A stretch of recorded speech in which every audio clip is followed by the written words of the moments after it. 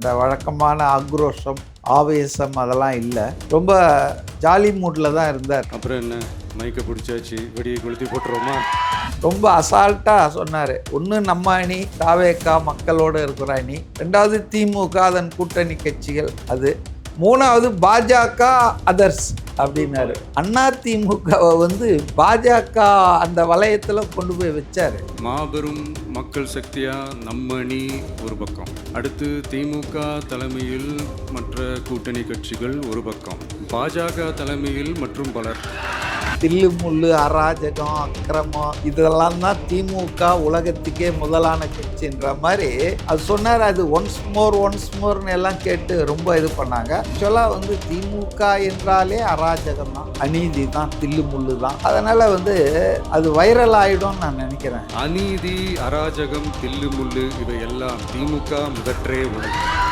எல்லாருக்கும் plastic chair, ambulance தான். அதே சேர்ல தான் அவரும் உட்கார்ந்தாரு. நீங்க திமுக கூட்டங்கள், அண்ணா திமுக கூட்டங்கள்ல போய் பாருங்க, சிம்மாசனங்கள் இருக்கும், கீழே இருக்கிறவனுக்கு பிளாஸ்டிக் சேர் தான் இருக்கும். ஆக பிறப்போக்கும் எல்லா உயிர்க்கும்னு சொல்லி தத்துவத்தை, கோட்பாட்டை அடிப்படையாக கொண்டு ஆரம்பித்த கட்சி அது செயல்லையும் அப்படிதானே இருக்கு. அவருக்கு டான்ஸ் ஆட தான் தெரியும், டான்ஸ் ஆடுறாருன்றாங்க. அவருடைய ஃபாலோயிங் பூரா பார்த்தீங்கன்னா இளைஞர்கள் தானே. அதனால் அவர் ஆக்சுவலாக அவங்களோட மிக்ஸ் ஆகுறாரு. அவர் என்ன திமுக மாநாடுகளில் நடக்கிற குத்தாட்டம், ஆபாச நடனங்களையா நடத்தினாங்க.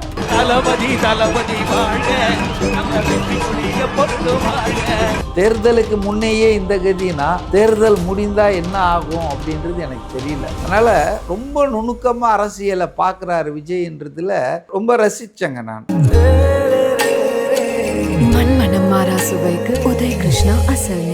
இப்போது புதிய அறிமுகம் ஆச்சி ஹோட்டல் சாம்பார் 50 கிராம் ரூபாய் 20 மட்டுமே. Welcome to city box. மதியானம் சார். வணக்கம் சார். இப்போ தான் 2-3 நாளைக்கு முன்னாடி உங்களை பார்த்துட்டு போனேன். திடீர்னு பார்த்தா நீங்கள் தாவேக்கா மேடையில் அந்த விழாவில் இருந்தீங்க. பார்க்கும்போது ரொம்ப சந்தோஷமாக இருந்தது. எப்படி இருந்துச்சு உங்களுக்கு ஓவராலாக அந்த விழா? ரொம்ப வைப்பாக தான் இருந்தது. ஏன்னா இளைஞர்களை சுற்றி இளைஞர்கள், இளைஞிகள் எல்லாமே இருக்கும்போது நமக்கு ஒரு அந்த அவங்களுடைய உற்சாகம், அவங்களுடைய அந்த இது ஆர்வம் இதெல்லாம் நமக்கும் கொஞ்சம் தொத்திக்கும் இல்லையா? அது மாதிரி ரொம்ப நல்லா தான் இருந்தது, நிறைவாக இருந்தது.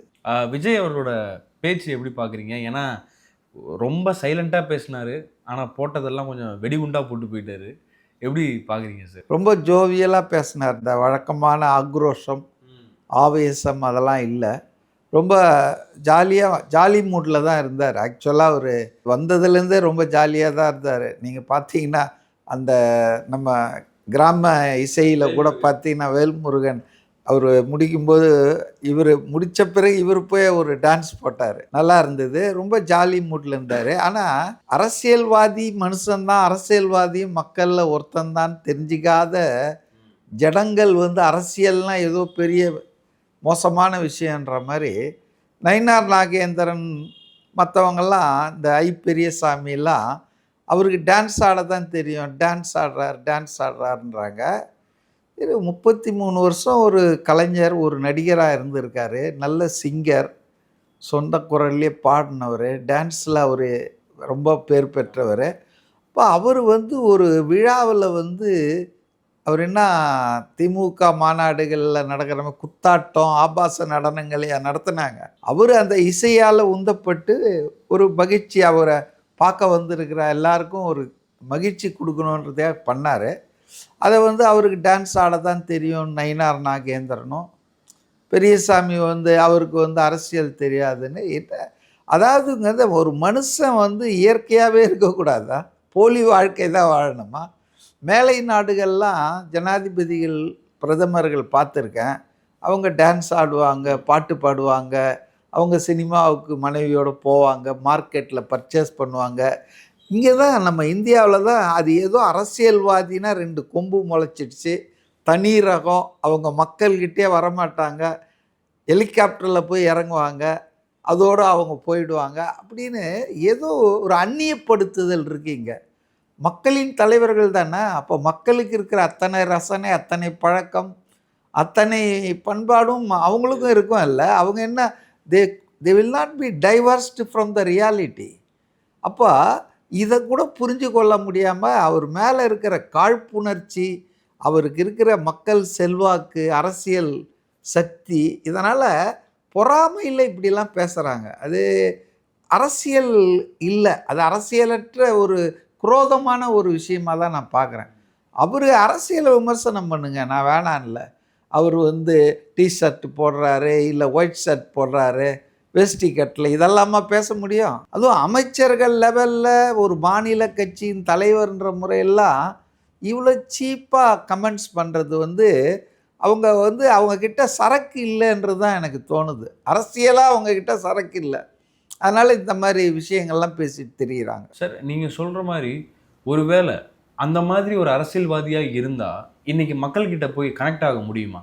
நீங்கள் ஹெலிகாப்டரில் வர்றதோ இல்லை அவங்க சொல்கிறதுக்கு ஓகே இப்படி நீங்கள் பதில் சொல்லிக்கிட்டு கொஞ்சம் அந்நியமாகவே இருந்தீங்கன்னா இன்றைக்கி இருக்கிற அரசியல் களத்தில் அது எடுபடுமா? எடுபடாது. அதனால தான் விஜய் அவரும் 51 வயசு தானே ஆச்சு. அவருடைய ஃபாலோயிங் பூரா பார்த்தீங்களா ஜென்சி தானே, இளைஞர்கள் தானே. அதனால் அவர் ஆக்சுவலாக அவங்களோட மிக்ஸ் ஆகுறாரு, அவங்களுக்கு ஏற்றாற்போல் அவர் நடந்துக்கிறாரு. ஆனால் இவங்கெல்லாம் வெறும் பேச்சு, வெள்ளை வேட்டி அரசியல், அந்த பாரம்பரியத்தில் வர்றவங்க. அதனால் இதெல்லாம் அவங்களுக்கு ஏதோ அரசியலுக்கு அப்பாற்பட்ட விஷயம் மாதிரியும், இது ஏதோ அநாகரிகமான விஷயம் மாதிரிலாம் பேசுகிறாங்க. இது அவங்களுடைய, அதாவது அவங்களுக்கு தமிழர் பண்பு பற்றியோ இசை பற்றியோ கலை பற்றியோ எந்த அறிவும் இல்லைன்னு தான் எனக்கு தோணுது. மற்றபடி விஜயனுடைய பேச்சு ஜோவியலாக ஜாலியாக இருந்தால் கூடங்க ரொம்ப பொருள் பொதித்ததாக, அழுத்தம் நிறைந்ததாக, டீகோட் பண்ணாதான் தெரியும்ன்ற மாதிரி இருக்குது. உதாரணத்துக்கு எம்ஜிஆர் அதிமுகவை ஏன் துவக்கினார்ன்றதுக்கு ஒரு இன்சிடெண்ட்டை சொன்னார். 1977 ஒரு ரேடியோவில் ஒரு இன்டர்வியூவில் எம்ஜிஆர் பேசியிருக்காரு. அப்போ அவர் சொன்னதை இவர் நினைவு கூர்ந்தார் நேற்று. அதில் என்ன சொன்னார்னா, இந்த மாதிரி அண்ணா அவர்கள் முதலமைச்சராக உட்கார்ந்த அந்த நாட்காலியில் இவர் சொல்லலை, கலைஞர் தானே அதுக்கு அடுத்தது வந்தார். யார் யாரோ உட்காந்துட்டாங்க, ரொம்ப மக்கள் ரொம்ப கண்ணீர், ரத்த கண்ணீர் வடித்தாங்க. மக்கள் கண்ணீர்லேருந்து அப்படியே கண்ணிலேருந்து தண்ணி விழுந்தது. மக்களின் கண்ணீரை துடைப்பதற்காக உருவானது தான் அதிமுக அப்படின்னு எம்ஜிஆர் சொன்னதாக அவர் பேட்டியில் இவர் குறிப்பிட்டார். அதே அங்கே அப்படி 77 சொல்லிட்டு அப்புறம் இங்கே வரார். தமிழ்நாட்டில் இப்போவும் அதே சிச்சுவேஷன் சொல்லிவிட்டு 2 வருஷம் சொல்கிறார். அதில் தான் நீங்கள் உன்னிப்பாக கவனிக்கிறோம். 2017, 2021. இப்போ தமிழ்நாடு சட்டமன்ற தேர்தல்ன்றது 16ல் நடந்தது, 11ல் நடந்தது, அப்புறம் 21ல் நடந்தது. 17 எங்கேருந்து வருது? எடப்பாடி. அதான், அதாவது எடப்பாடி போன்றவர்கள், மு.க. ஸ்டாலின் போன்றவர்கள், அவர் சொல்கிறது 3 பேர் தான் சொல்கிறாரு. காமராஜர் அமர்ந்தது, எம்ஜிஆர், அண்ணா, அதுக்கப்புறம் வந்தவங்களை அவர் டச் பண்ணல. இவங்கெல்லாம் இருந்த நாட்காலியில் உட்காந்துட்டு இந்த மாதிரி அட்டகாசம் பண்ணுறாங்களே மக்களுக்கு எதிராக அப்படின்னு இப்போ மக்கள் ரொம்ப வருத்தத்தில் இருக்கிறாங்கன்றது தான் மக்கள் கண்ணீரை துடைக்க இப்போது உருவானது தமிழக வெற்றி கழகம்னு சொல்கிறாரு. ஸோ இது ஒரு அழுத்தமான பொலிட்டிக்கல் பாயிண்ட்டு தானுங்களே. இதை டீகோட் பண்ணால் தான் இவ்வளோ விஷயம் தெரியும். ஜஸ்ட் 2 இயர்ஸ் சொன்னால் அது பலருக்கு புரியாது. பட்டு அழுத்தமான பேச்சு. அதே போல் இன்னொன்று ரொம்ப ரொம்ப நுணுக்கமாக அரசியலை அவர் பார்க்குறாருன்றதுக்கு, தமிழ்நாட்டில் சட்டமன்ற தேர்தலில் 3-4 அணி இது விடுங்க, 3-4 விடுங்க அப்படின்ட்டு ரொம்ப அசால்ட்டாக சொன்னார். ஒன்று நம்ம அணி தாவேகா மக்களோடு இருக்கிற அணி, 2வது திமுக அதன் கூட்டணி கட்சிகள், அது 3வது பாஜக அதர்ஸ் அப்படின்னாரு. அதிமுகவை பாஜக அந்த வளையத்தில் கொண்டு போய் வச்சார். அது அதிமுக காரங்களுக்கு நிச்சயமாக எரிச்சலை உண்டாக்கி இருக்கும். ஏன்னா அவங்க கிளைம் பண்ணிகிட்டு இருக்காங்க எங்கள் தலைமையில் தான் அந்த கூட்டணின்னு.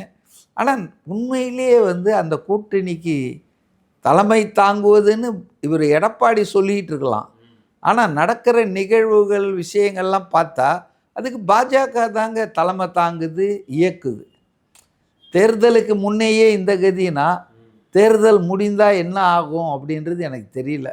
அதனால் ரொம்ப நுணுக்கமாக அரசியலை பார்க்குறாரு விஜய்ன்றதில் இது ஒரு இதுங்க. இந்த கூட்டணியை பற்றி அவருடைய அந்த கருத்து அது ரொம்ப ரசித்தேங்க நான். நல்லா பரவாயில்ல, ரொம்ப நல்லா இது பண்ணுறாரு, ஸ்டடி பண்ணுறாருன்னு. சார் அந்த கூட்டணியை பற்றி நம்ம பேசலாம் சார். அதுக்கு முன்னாடி கற்பனையாக ஒரு திருக்குறள் சொல்கிறேன் அப்படின்னு விஜயவர்கள் சொன்ன குரல், இன்னொரு பக்கம் முருகன் பாட்டு பாட போகிறேன் அப்படின்னு சொல்லிட்டு வேல்முருகன் அவர்கள் விஜய் அவர்களை உள்ளே இழுத்து பாடின பாட்டு. ஆமாம் ஆமாம். நீங்கள் பார்த்தீங்களான்னு தெரியல, நெல்லையில் ஒரு அட்வொகேட்டு முருகனை இழிவுபடுத்தியதாக வேல்முருகன் மேலே ஒரு கேஸ் போட்டிருக்கு. அதாவதுங்க, அவர் விஜய் தான் வேல்முருகன்லாம் ஒன்றும் சொல்லலை. அதாவது அவர் உக்காந்துட்ருக்காரு, நீன்னும் போது அவர் அந்த பாட்டை தான் பாடுறாரு. அவருடைய அந்த ஆக்ஷன்ஸ் மூலமாக அங்கே உட்காந்துருக்க மெயினாக அவர் விஜயை அவர் உருவகப்படுத்தி, அவர் எந்த வகையிலும் விஜய் தான் முருகன், முருகன் தான் விஜய்னு எதுவும் சொல்ல. அதாவது நீ உன் அப்படின்னும் போது அவர் கை காட்டுறது, சைகை பண்ணுறதெல்லாம் நமக்கு புரியுது. அதாவது அவர் விஜயை வச்சு தான் பேசுறாருன்னு. ஆனால் அது வாயால சொல்லலை. ஆமாம். ஆனால் அவர் பாட்டு முருகன் பாடல் தான். புரியுதுங்களா? அதை நம்ம கனெக்ட் பண்ணிக்கிட்டோம். அதனால் அதில் வழக்கு போட்டு அதெல்லாம் என்ன பண்ண போகிறாங்க? அதாவது நான் தான் இயேசு கிறிஸ்து, நான் தான் வாழும் பெரியார்லாம் சொல்லி உதயநிதியை, அதுக்கு யாரும் தீக்காக்காரங்களாம் கேஸ் போடல. புரியுதுங்களா? அமைச்சர்கள் பேசினாங்க ஒரு பொது வெளியில், வாழும் பெரியார்னாங்க, ஏவா வேலுன்னு அமைச்சர்னு நினைக்கிறேன். அதனால் அப்போ உண்மையிலே தீக்காக்காரங்க மானம் ஈனம் ஒரு சொரணை இருந்தால், ஏன்னா பெரியார் ஒரு சமூக நீதி காவலர், சமூக சீர்திருத்தவாதி, அவரை கொண்டு போய் இந்த ஆள்கிட்ட இவன் உதயநிதியோட ஈக்குவல் பண்ணுறீங்களே, இதை சரியான கேஸ் போட்டிருந்தா அது கரெக்டு. இவர் முருகன் பாடலை பாடுறாரு, அவர் அந்த பை இஸ் ஆக்ஷன்ஸு எக்ஸ்ப்ரெஸ் பண்ணுறாரு தவிர இவர் ஒன்றும் கடவுளை யாரையும் இது பண்ணல. அதே போல் நீங்கள் சொன்னீங்க பாருங்க திருக்குறள், அது ரொம்ப ரொம்ப வைப்பாச்சு. அகர முதல எழுத்தெல்லாம் ஆதி பகவன் முதற்றே உலகுன்று தான் முதல் குறள் 1330. அந்த குறளை கொஞ்சம் இப்போ மாடர்னாக அப்படி கற்பனையாக மாற்றின திருவள்ளுவர் இன்றைக்கி இருந்தால் என்ன பண்ணுவார்னு அவர் ஒரு யோசித்து சொன்னார் பாருங்க. தில்லு முள்ளு அராஜகம் அக்கிரமம் இதெல்லாம் தான் திமுக உலகத்துக்கே முதலான கட்சின்ற மாதிரி அது சொன்னார். அது ஒன்ஸ் மோர்னு எல்லாம் கேட்டு ரொம்ப இது பண்ணாங்க. ஆனால் அதுதான் ஆக்சுவலாக திமுக என்றாலே அராஜகம்தான், திமுக என்றாலே அநீதி தான், தில்லு முள்ளு தான். அதனால் அது அநேகமாக அது வைரல் ஆகிடும்னு நான் நினைக்கிறேன். இன்னும் போக பார்த்தா 1331வது குறளில் அது ஆட் ஆகிறதுக்கு வாய்ப்பு இருக்குது. இல்லை சார், இப்போ எதிர்கட்சியில் இருக்கிறவங்க நிறைய பேர் விஜய் அவர்களை தாக்குற மாதிரி 2-3 திருக்குறள்லாம் ஆல்ரெடி வெளியே சொல்லிட்டாங்க. ஏன்னா அவர் ஸ்டார்ட் பண்ணுறாரு, அது அப்படியே கொஞ்ச நாளைக்கு மற்றவங்க சொல்கிறதா மாறிக்கிட்டு இருக்கு. ஆக மொத்தம் விஜய் தானே ஆக்ட் பண்ணியிருக்காரு, மற்றவங்களாம் ரியாக்ட் தானே பண்ணுறாங்க. அவர் தானே அஜெண்டாவை செட் பண்ணுறாரப்பா. நீங்கள் அவர் சொல்கிறத பாணியில் நீங்கள் அவரை திட்டுறீங்கன்னா கூட அதுக்கு துவக்கம் பண்ணுறவர் அவர் தானே இனிஷியேட்டர் ஆகிறார். அப்போ தமிழ்நாடு அரசியலில் விஜய் தான் ஒரு முக்கியமான சக்தியாக மாறிட்டார்ன்றது தானே அர்த்தம். இன்னொரு பக்கம் வைக்கிற குற்றச்சாட்டுமே அதுவாக தான் சார் இருக்குது. ஏன்னா நீங்கள் என்ன செஞ்சாலும் அது இவ்வளோ மக்களுக்கு போய் வேகமாக சென்றடையுது. அப்படி இருக்கும்போது நீங்கள் மக்களுக்கான பிரச்சனைகள் நீங்கள் பேசலாமே, வெறும் உங்களோட புகழ்ச்சியை மட்டுமே நீங்கள் பேசுகிற மாதிரி இருக்கே அப்படின்னு ஒரு விமர்சனம் வைக்கிறாங்க. அதுக்கு அவருடைய புகழை பாடிட்டு இருக்கார். என்ன புகழ்? எப்பவுமே அவர் சொல்கிறாரு, அவர் பேசும்போது சொன்னார், நான் தொண்டன், முதன்மையான தொண்டன்ற முறையில் தான் நான் இதில் கலந்துக்கிறேன் இந்த விழாவில்னு சொன்னார். ரெண்டாவது நீங்கள் பாருங்கள், சொல்லுக்கும் செயலுக்கும். நான் 3வது ரோவில் உட்காந்துட்டு இருந்தேன் நிகழ்ச்சியில், எல்லாருக்கும் பிளாஸ்டிக் சேர், ஆம்லெஸ் தான். ஆம் போட்டால் இடத்த அடிச்சிடும், ஒரு 500-600 பேர் உட்கார முடியாதுன்ற ஆம்லெஸ் தான் போட்டிருந்தாங்க. அதே சேரில் தான் அவரும் உட்காந்தார். அவர் மட்டும் இல்லை, அவருடைய நிர்வாகி எல்லாரும், புசி ஆனந்த், ஆதவ் அர்ஜுனா எல்லாம் முன்வரிசையில் எல்லாரும் ஒன்றா தான். நீங்கள் திமுக கூட்டங்கள், அண்ணா திமுக கூட்டங்களில் போய் பாருங்கள், அப்படியே ஆசனங்கள், சிம்மாசனங்கள் இருக்கும், மேடையில் இருக்கிறவங்க, கீழே இருக்கிறவனுக்கு பிளாஸ்டிக் சேர் தான் இருக்கும். ஆக பிறப்போக்கும் எல்லா உயிர்க்கும்னு சொல்லி ஒரு தத்துவத்தை, கோட்பாட்டை அடிப்படையாக கொண்டு ஆரம்பித்த கட்சி அது செயல்லையும் அப்படி தானே இருக்கு. ஆனால் மற்றவங்க சமூக நீதி பேசுகிறாங்க, நாங்கள் வந்து சாதியை ஒழிச்சிட்டோன்றாங்க. ஆனால் வேங்கை வயல் பிரச்சனைனா அப்படியே கண்ணை முடிக்கிறாங்க. ஆம்ஸ்டாங் பட்டப்பகலில் கொலை செய்யப்பட்டார் பகுஜன் சமாஜ் லீடரு, அந்த கேஸ் என்ன ஆச்சு அப்படின்னா கண்ணை முடிக்கிறாங்க. இன்றைக்கும் ஆணவ கொலைகள் நடப்பதில் தமிழ்நாடு தான் முதன்மை மாநிலமாக இருக்குது. அப்போது இவ்வளோ வருஷம் நான் அதிமுக திமுக ரெண்டையுமே தான் சொல்கிறேன், இவங்க தானே ஆட்சி பண்ணாங்க.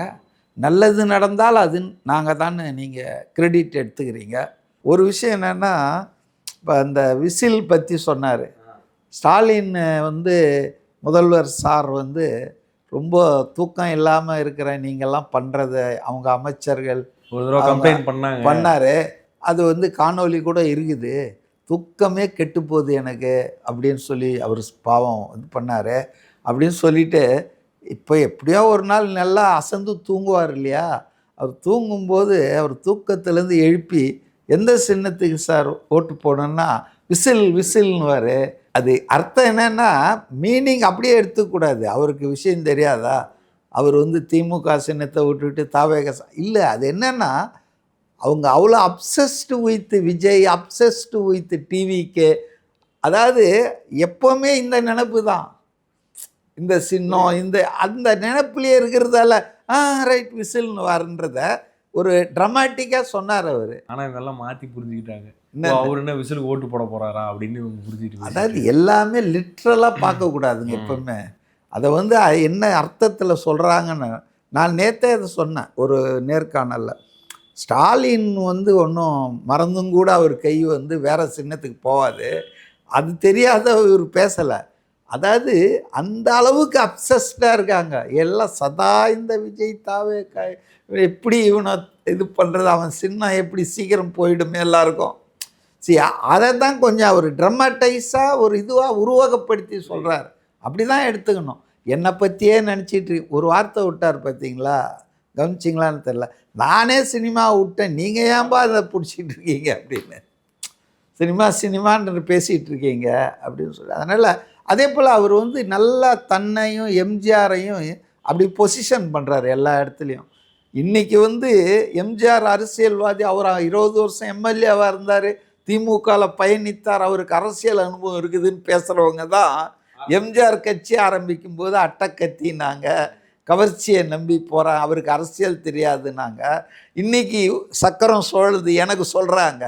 இன்றைக்கி எம்ஜிஆரை வந்து வாழ்த்துறவங்கெல்லாம் எம்ஜிஆர் அவர் கட்சி ஆரம்பிக்கும் போது என்ன பேசுனாங்க அப்படின்றத ரொம்ப நல்லா நயமாக பேசினார். ரொம்ப ரசிக்கும்படி இருந்தது நேற்று பேச்சு. ரொம்ப நன்றி சார். Thank you sir. மண்மனம் மாறா சுவைக்கு உதய் கிருஷ்ணா அசல் நெய். இப்போது புதிய அறிமுகம் ஆச்சி ஹோட்டல் சாம்பார் 50 கிராம் ரூபாய் 20 மட்டுமே.